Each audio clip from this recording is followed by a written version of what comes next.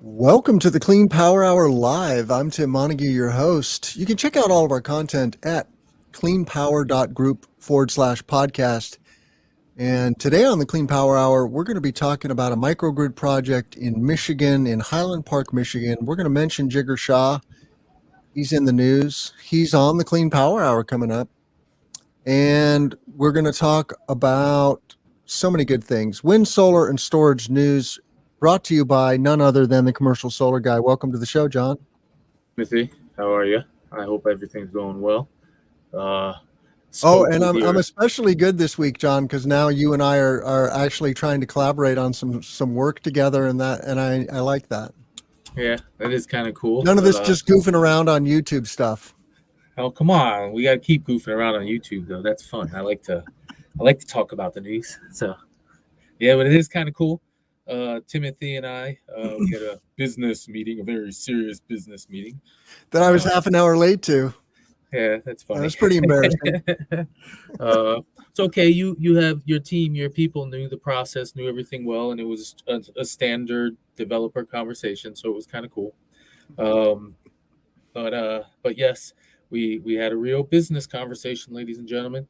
Timothy works for a big time developer, a big time construction company, and probably I think they said they were the fourth largest global asset owner of mostly of wind and solar, with their capacity being mostly wind, as that's what they were historically. So that's a good company to be producing with, and maybe you and Jason can jive together a system of lead generation and sales and everything, because there's good business everywhere. So good work, Tim. Nice. We'll be talking about projects in Illinois and in New York State, and EDPR is the company you're referring to. They're a global IPP and best known in the U.S. as a wind developer. Now they're doing utility solar also, and now I am part of the DG group doing community solar and large rooftop commercial industrial solar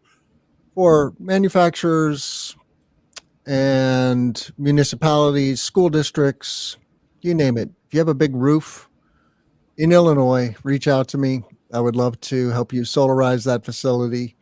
And if you have farm ground in Illinois that's near power lines, like three-phase power lines, just small country road power lines, we would also like to talk to you. So it's a good way to earn some extra income for farmers.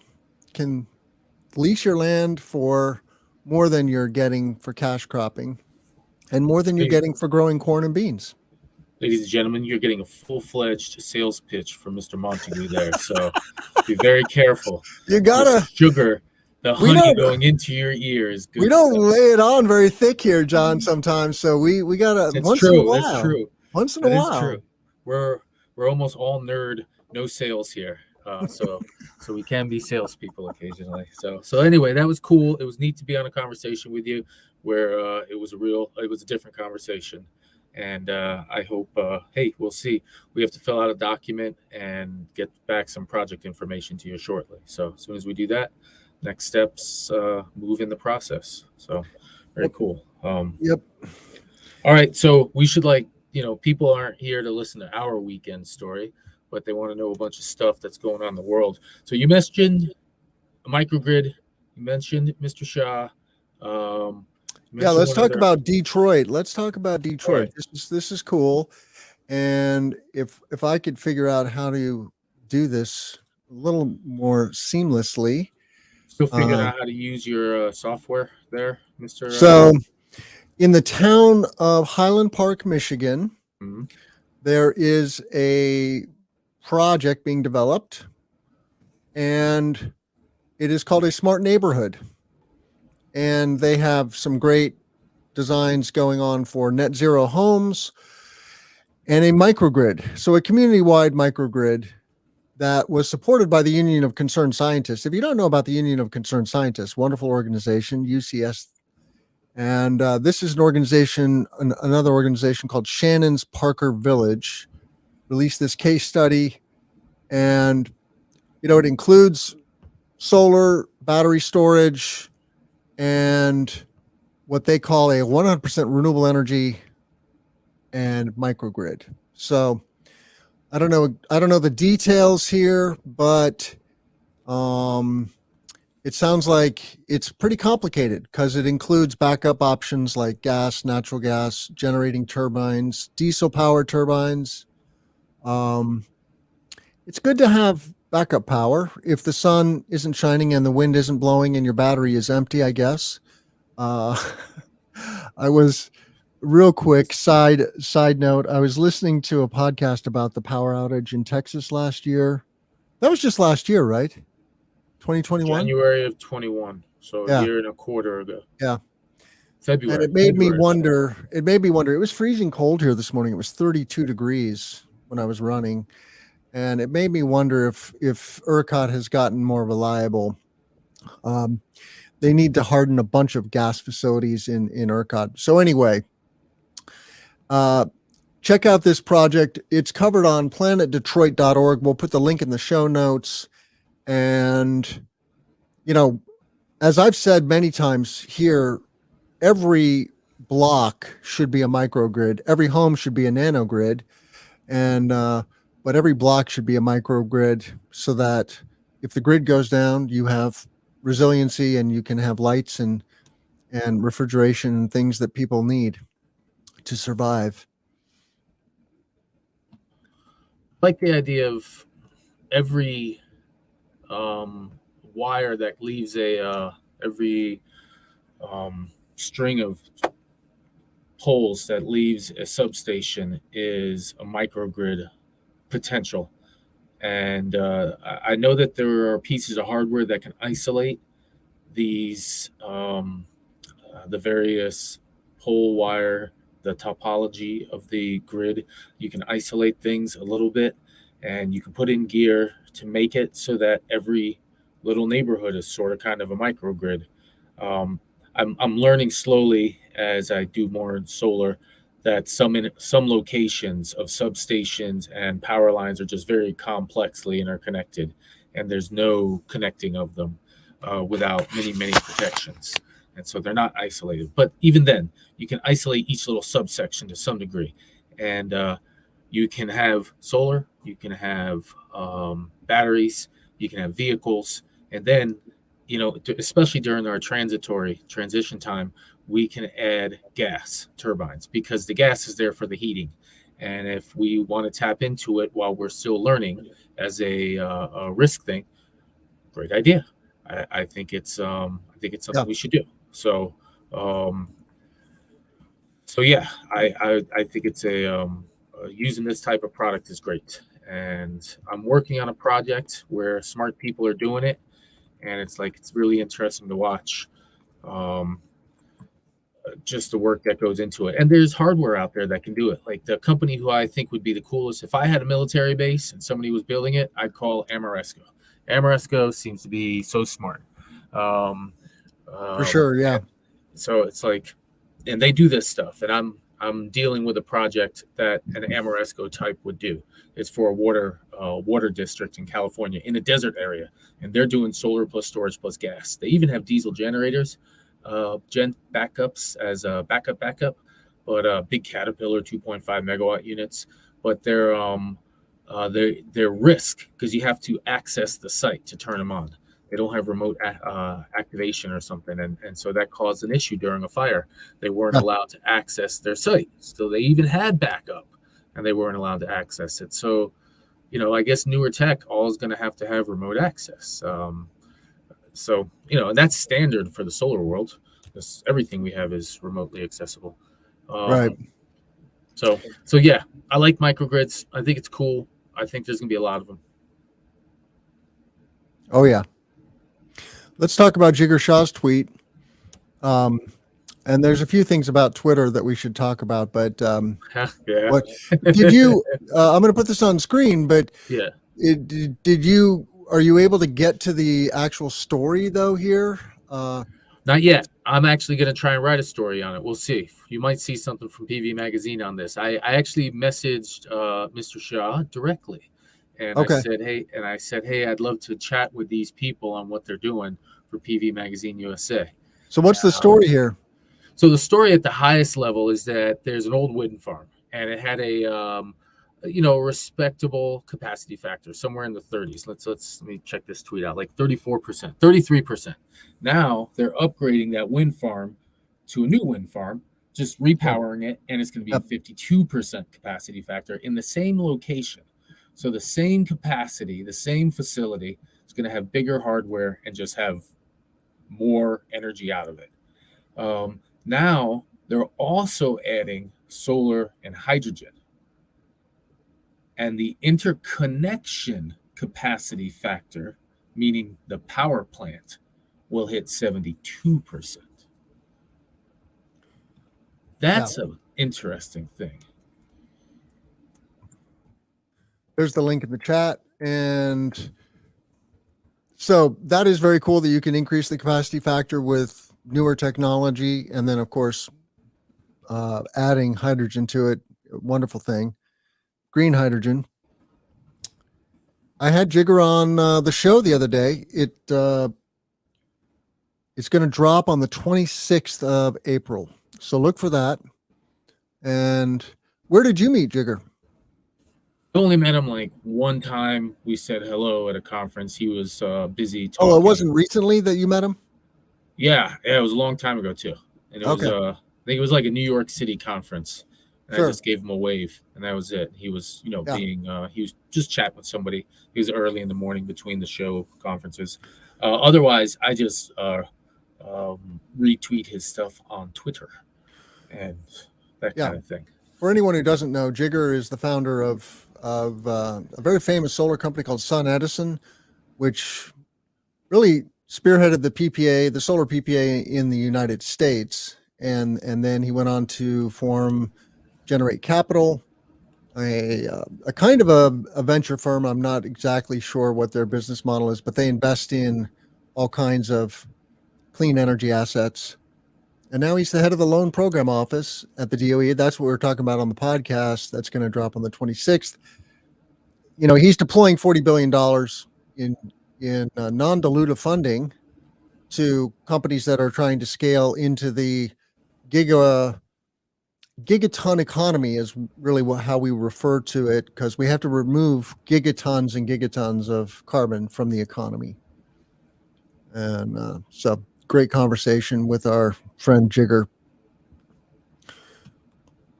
What's next, John? I think next is space rockets, Timothy. Oh, and by the way, Elon Musk is trying to buy Twitter. I know. That's why he got this far. I'm surprised we got this far. That's why he backed out of the deal to go on the board, right? Because that's all he wants is he wants power and control. Yes. And honestly, I think he would probably ruin it. So I hope he doesn't buy it. Not that it's not already ruined per se, but anyway, that was just so interesting. All those gyrations. He goes on. They make the announcement he's not going to go on the board. He's a major shareholder. They're trying to prevent him from a hostile takeover, so they want him on the board actually. And now he's just going for it and trying to buy him outright.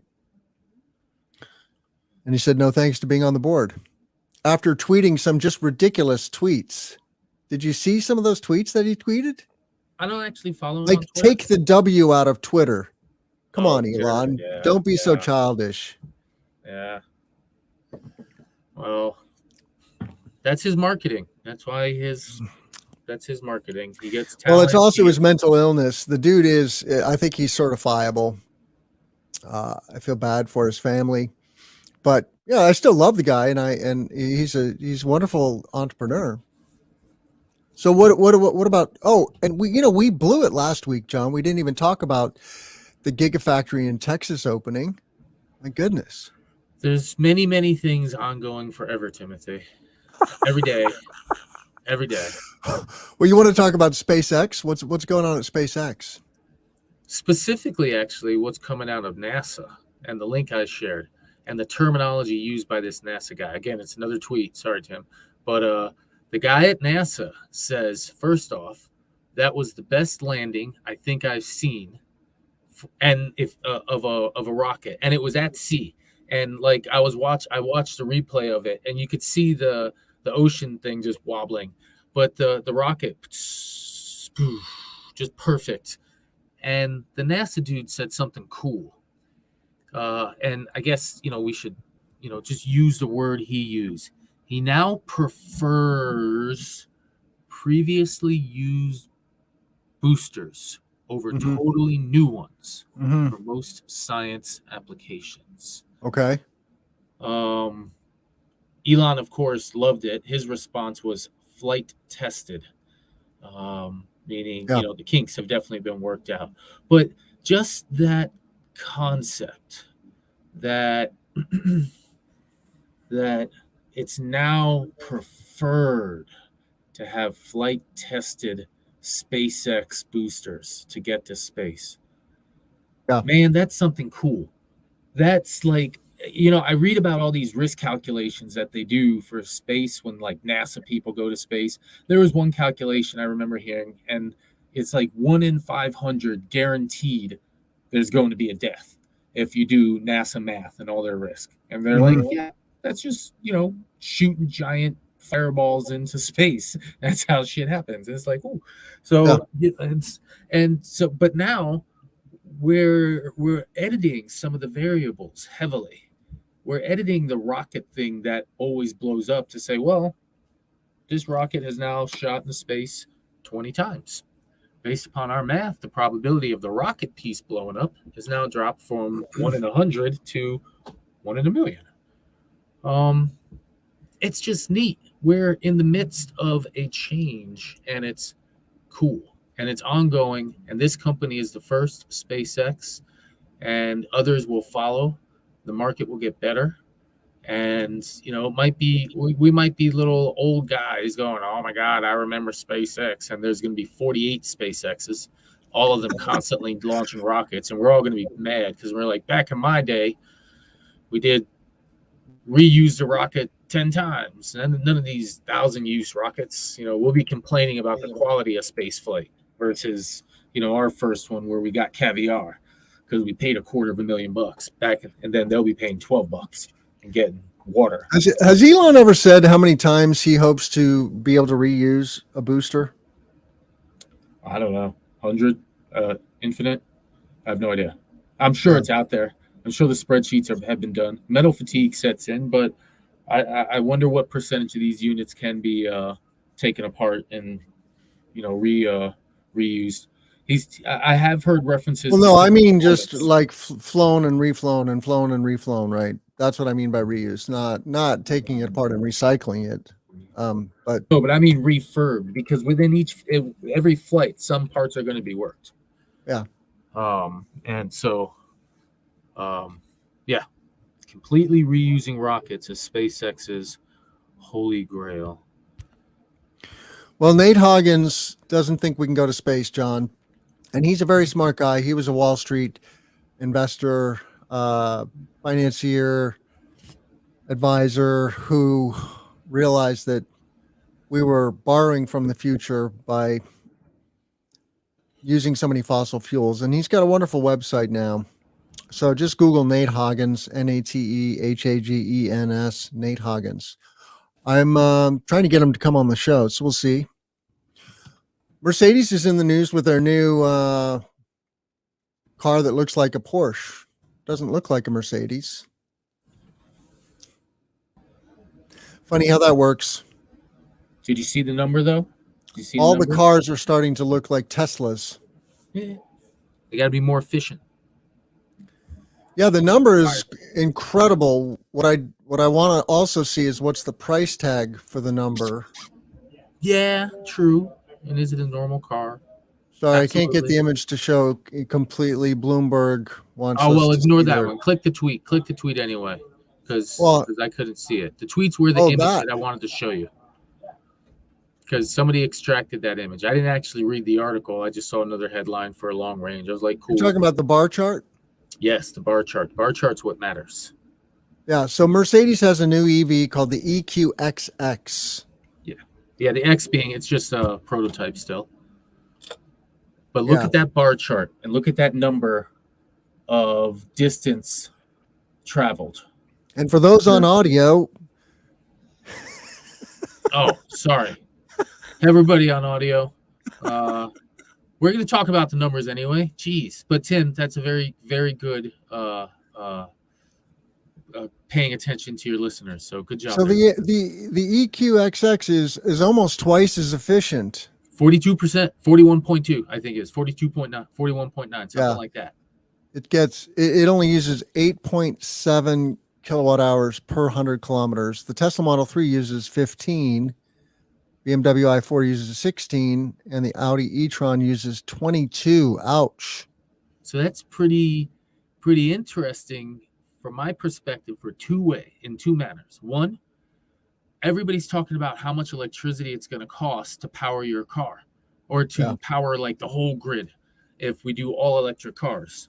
Well, if there's opportunities for us to chop 42% off with our EV technology advancements, that means that we're going to need a whole lot more electricity. Right now, the estimation to power all passenger vehicles is like 1/2 of the current electricity grid.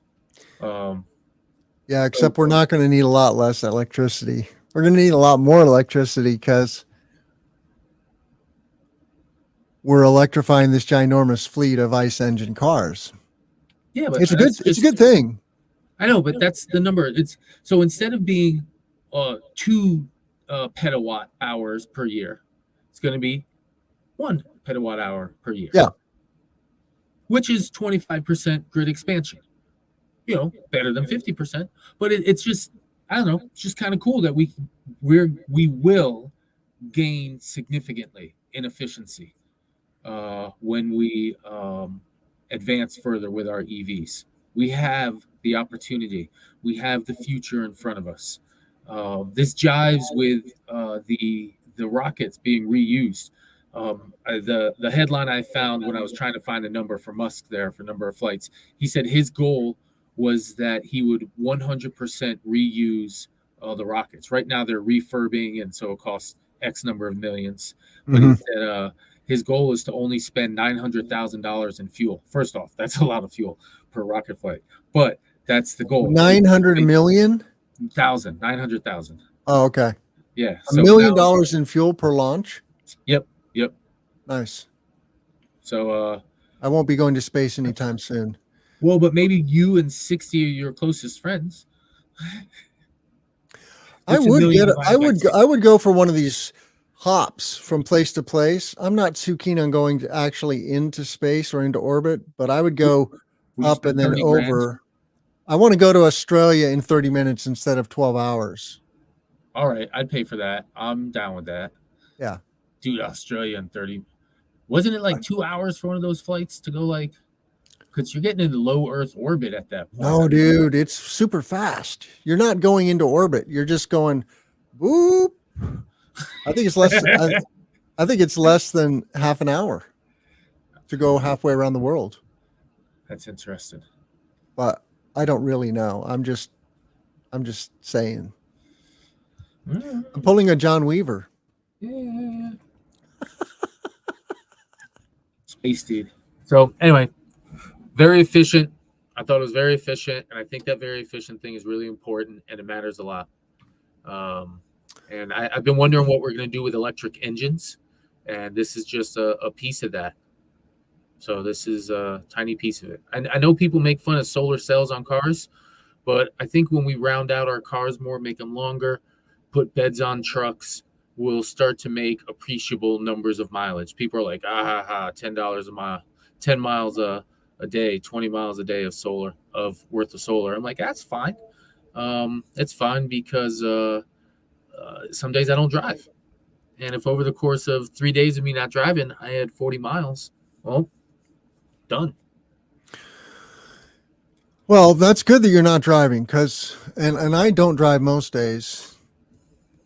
We have to reduce our carbon footprint, by at least 50%. Our energy footprint. We have to use a lot less energy. And it's that or move to Spain because Spain already uses half the energy that we use. That's the interesting factoid that I've learned this week. The United States does use a lot of energy. And we're going to talk about good faith energy now. Good faith energy. Well, we're not really talking about good faith energy. We're actually talking about Tesla again. Sorry, Tim. Yeah, it's It's just a building. It's a beautiful structure that's a big house with a many-faceted roof. And you look at this thing, you think, hey, man, that's a really nice roof it has on it. I can see why you're showing it off. And then you look closer, you're like, oh, that's a Tesla roof. That's a sweet-looking house. it is a beautiful. The Tesla solar roof is physically very beautiful. Now it's on screen. Yeah. Let's see what And oh, look at that. Well, show the next image. Oh, wait, yeah, the next one. One more. yeah. Now, do this one, open it in its own tab. Do a right click, open image in its own tab, please.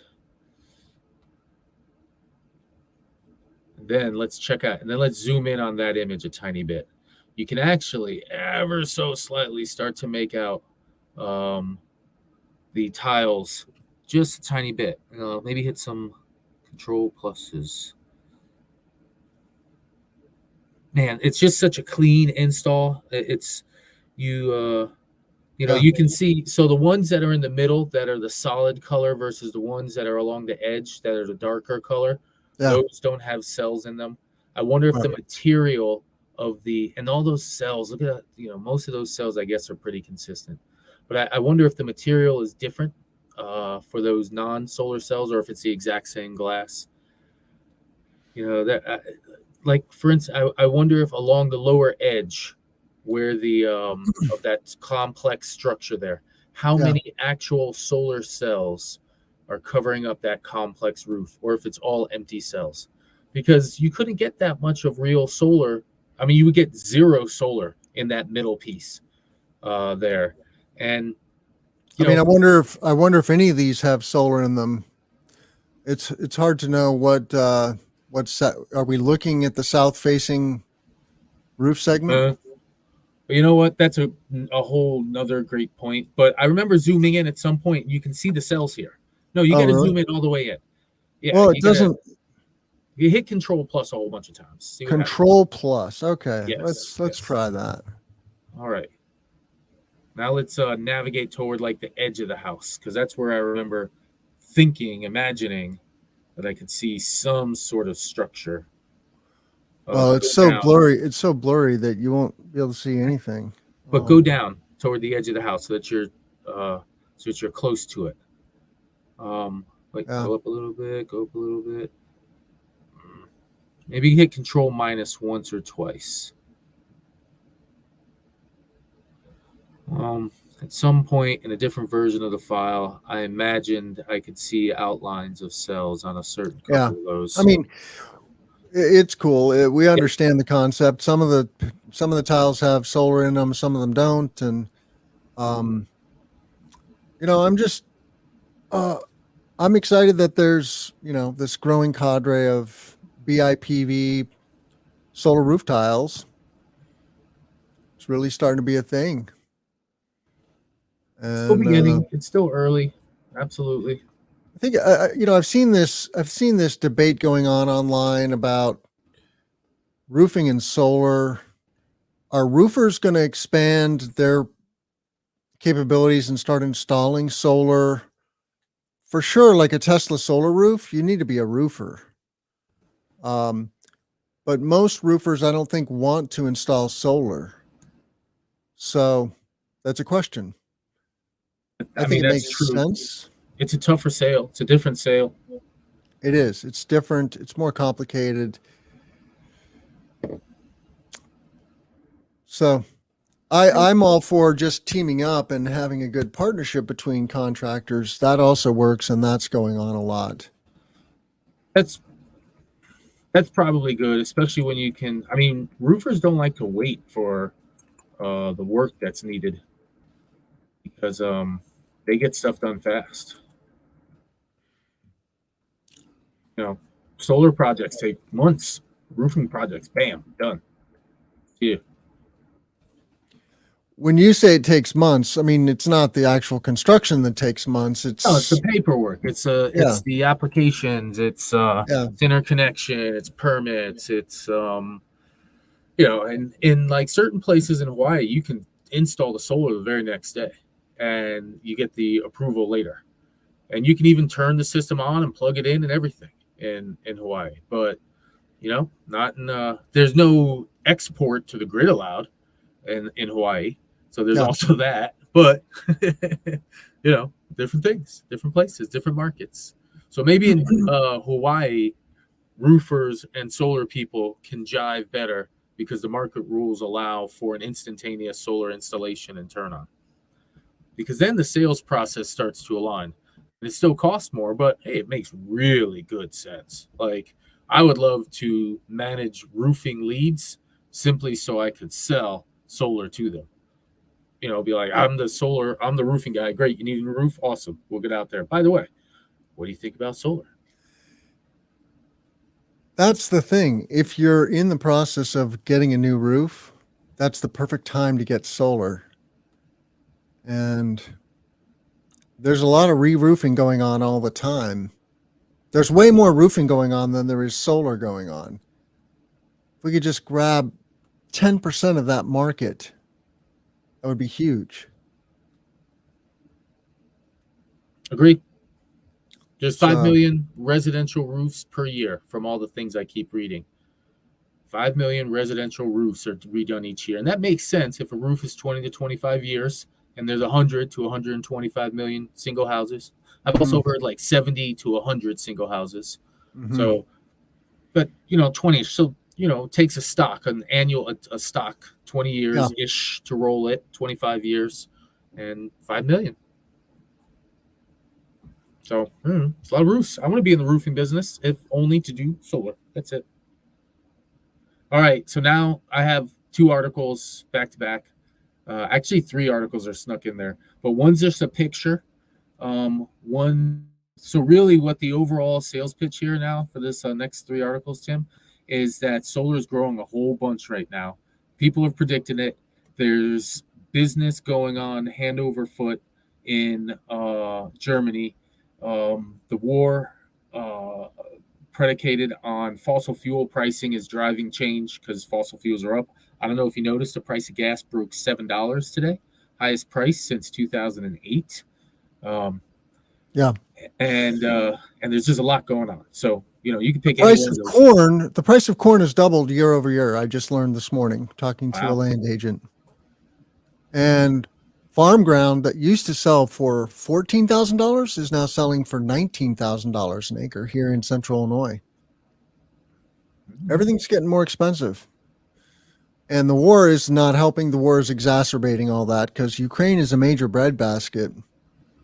And Russia is a major producer of fertilizer. That's one of the kinks in the system that's going to be rippling around the world this summer. Is there's going to be a fertilizer shortage because Russia is being a real dirtbag.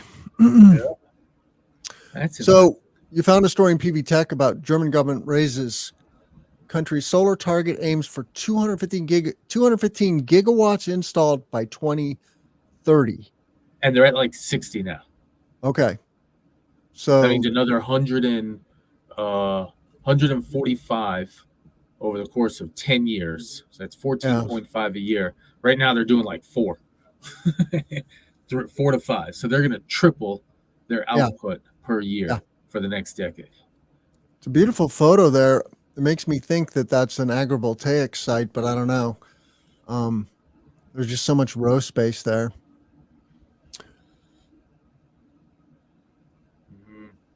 I don't know. How is Germany incentivizing this growth? Are they still using feed-in tariffs, or what is their main? So there's first off, they have expensive electricity, so that helps. Secondly, there's a very simple installation technique, so the price of solar there is like $1 a watt, so that helps. Third, you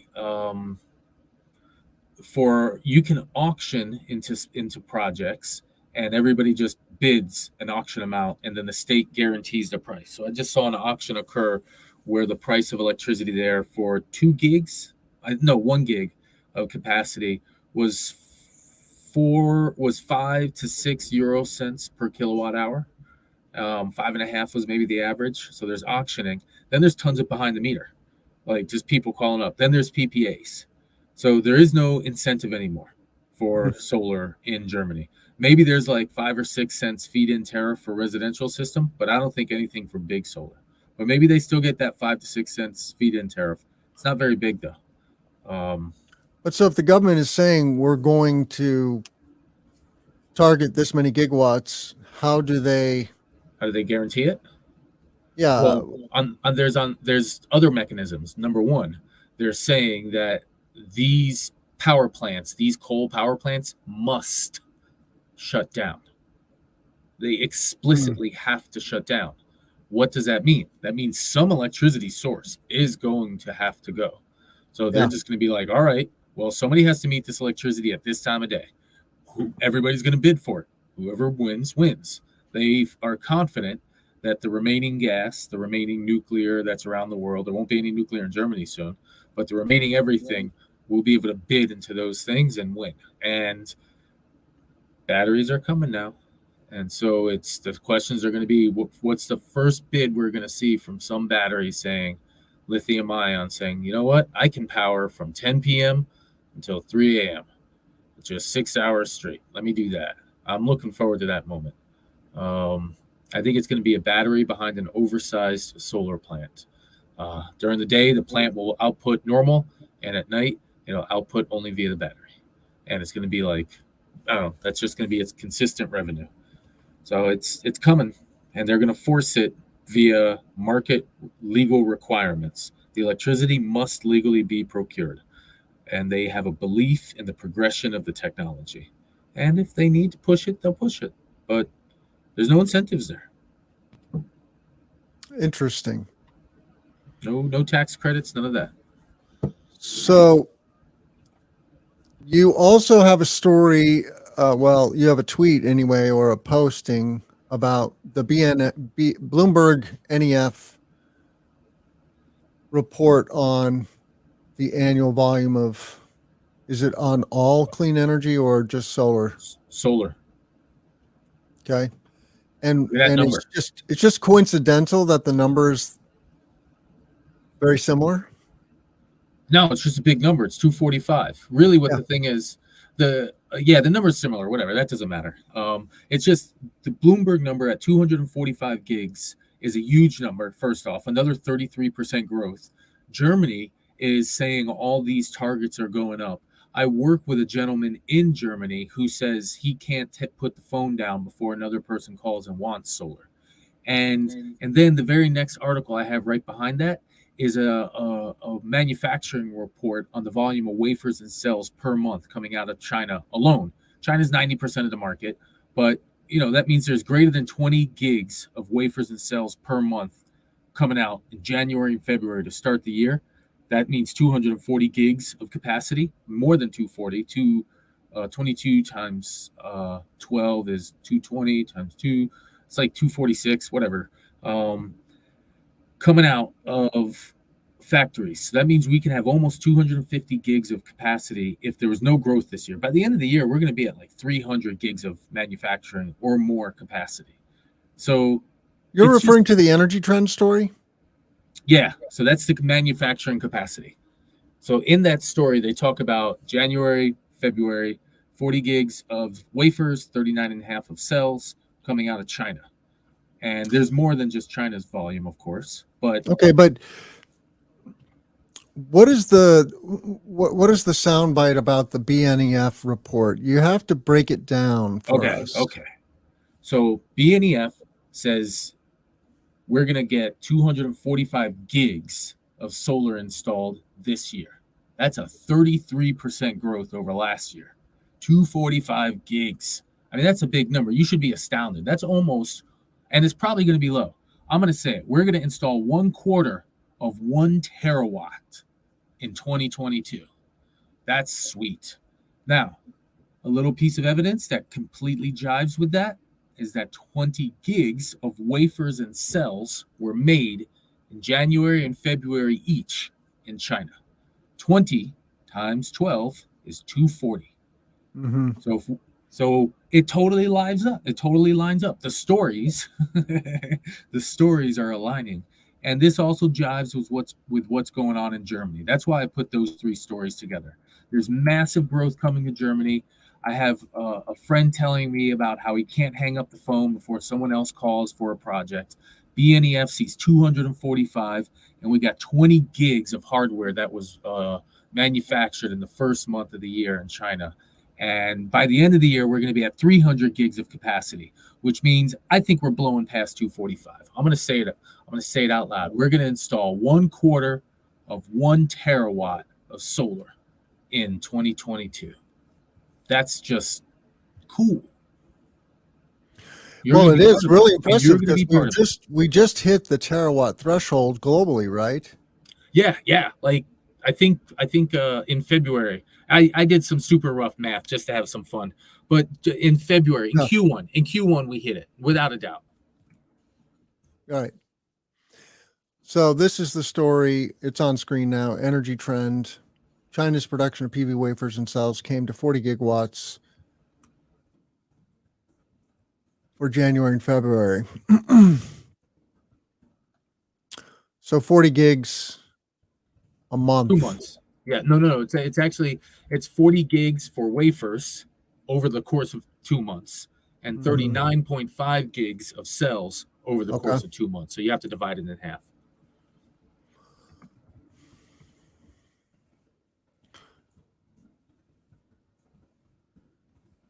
I'm putting that on LinkedIn right now, Tim. I just had to.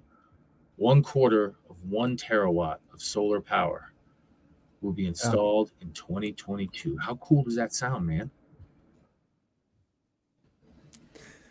Well, I think most people have no idea how much the world is installing. And so the analogy is we're just here. We're starting to hockey stick. Now hold on, right? Because we're going to be really cranking. And we need that because we have to reduce our carbon footprint by 40 gigatons. It's a lot. Yeah. All right. Last story. Let's do it. What's the story? New agrivoltaic racking system. Hey, Tim, I didn't even talk about solar panels once. Actually, I did, the Tesla one. Never mind. You didn't talk about what? I was going to say, I didn't talk about solar panels once. You always make fun of me when I talk about too much solar panel tech. I got solar racking technology. How's that? I like solar racking tech. Wow. Is this a real photo? This is cool. I don't know if it's a real photo. That looks a little too perfect. I think it's I'm going to zoom. You think it's a mock-up? Yeah, no, this is some dude with a computer. Yeah, this is totally a mock-up. If you zoom in on that, it's not real. PV Magazine, new solar canopy for agrivoltaics from France. This is like the photo I saw on LinkedIn that J&B Solar posted about a project in New York State. Check out JB Solar's page. It's a real thing. So yeah, this is like 15 feet off the ground, single axis tracker or fixed tilt. I can't tell. It's single axis tracker, but like zoom in on that image. It's a bunch of cables. Yeah. It's like the whole racking system is cables minus the main piles. You drive, in this case, a 30-foot pile. I don't know, 50-foot pile. 20 feet. Oh, I see. It's like a suspension bridge. Yes, sir. This is suspension bridge solar. I should open that domain right now. We're doing it. Suspension bridge solar. Damn, look at that. Yeah, it even has these anchors into the ground like a suspension bridge on the ends. TSE. Never heard of TSE. What's TSE? French solar company TSE. They're a company who's designing this. The height is 5.5 meters. It's about 20, just short of 19 feet, 5.5 meters. Feet. Let's say that's 18 feet, almost 18 feet on the dot. And it says it's suitable for cereal farms that grow rapeseed, maize, barley, vegetable protein, as well as sheep and cattle farms. There you go. Jax will be very happy. So we should send that to him. See what he thinks. Yeah, I would definitely send it to him. I think I don't know. I just think there's a possibility that we might do a whole bunch of cool solar. And you just said that the hockey stick is just starting, and that totally made my heart go dunk. Like, what? What's he talking about? But if it's real that the hockey stick is just getting started, dude, there really is going to be a lot more solar installed. I mean, we're at like 3-4% of all electricity, let alone energy. That means we're growing 40 times more. 40 times more solar is going to get installed, Tim. Oh, yeah. We do that, 40 terawatts of solar. I've heard like 60, 70, 80 models. According to Matt Campbell, we've installed 1% of the solar that we're going to install. 1%. So 100 terawatts. Mm-hmm. That means we are at the beginning of the hockey stick, or at least we're through the first 7 doublings. It took us 7 doublings to get to 1, and the next 7 times to get to 100. It's got to double 7 more times. 1 to 2, 2 to 4, 4 to 6. Yep. 6. Oh man. 2 to 4, 4 to 8, not 6, 10. Amory Lovins is famous for saying that. If you've gotten to 1%, you only have 7 doublings to go. Kurzweil said it first to me in his book Singularity. I never read that. It's a neat book. He talks about solar. He talks about solar getting to 100% of all energy in like 1933 or in 2033. Mm. Yep. Is he still working for Google? I have no idea. He does whatever he wants. He can live to be 180. He's trying. He is trying. He's very committed to living a long time. Yep. All right. Well, we've done it again. We've done 47 minutes of solar, wind, and storage news. We didn't do a lot of wind this week. We need to get on that. But we had one wind. Oh, that's right. The Jigger Shaw story. That was a great story, actually. Yep. Wind and hydrogen. And solar. Wind, solar, and hydrogen, man. That's think about all those wind power plants around the Midwest. They're all going to get batteries and hydrogen now. And solar. And solar. I wonder if they get solar first because it gives predictable, continuous capacity for those hydrogen units to run and to outport to the grid during the day, or if they'll get the battery first, or if they'll get the battery and the solar and the hydrogen all together as an add-on, and then some sort of repowering of the wind. It's on a case-by-case basis. There's only a few hundred big wind farms because they're all just so giant, maybe a few thousand. Yeah, Acciona is doing this in northern Illinois as we speak. That solar project went in underneath a wind farm, and it's near commissioned. 100 megawatt project. So 100 megawatt solar project within right underneath a wind farm.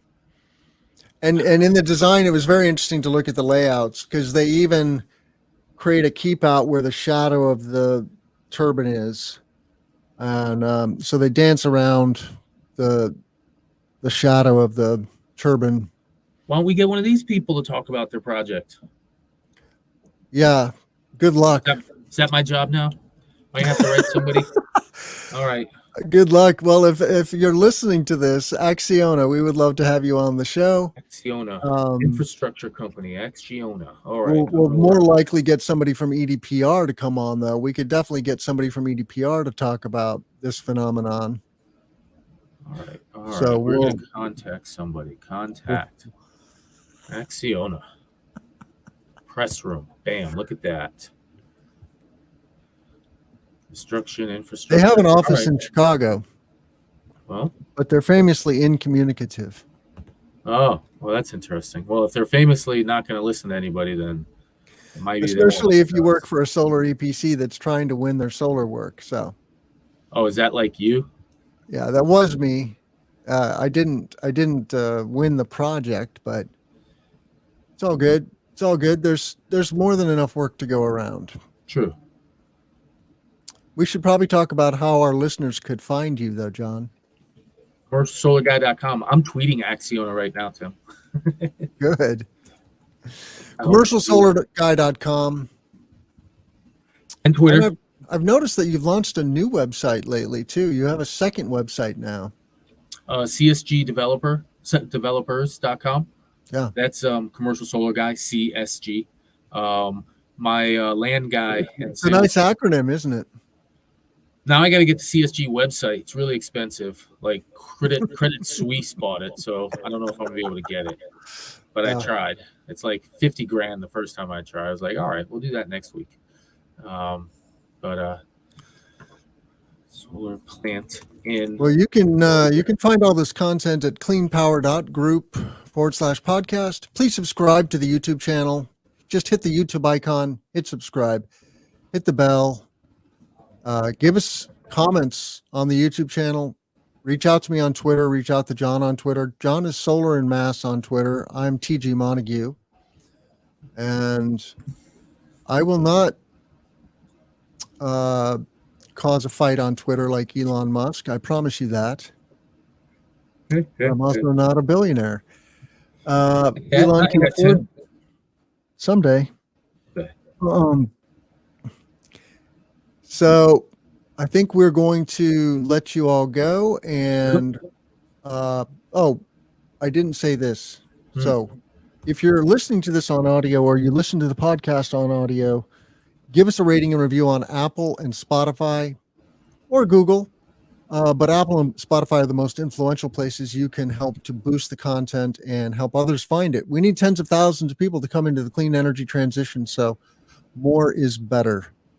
So take that. And with that, I will say sayonara, John. I'll see you next week. See you, Thanks, everybody.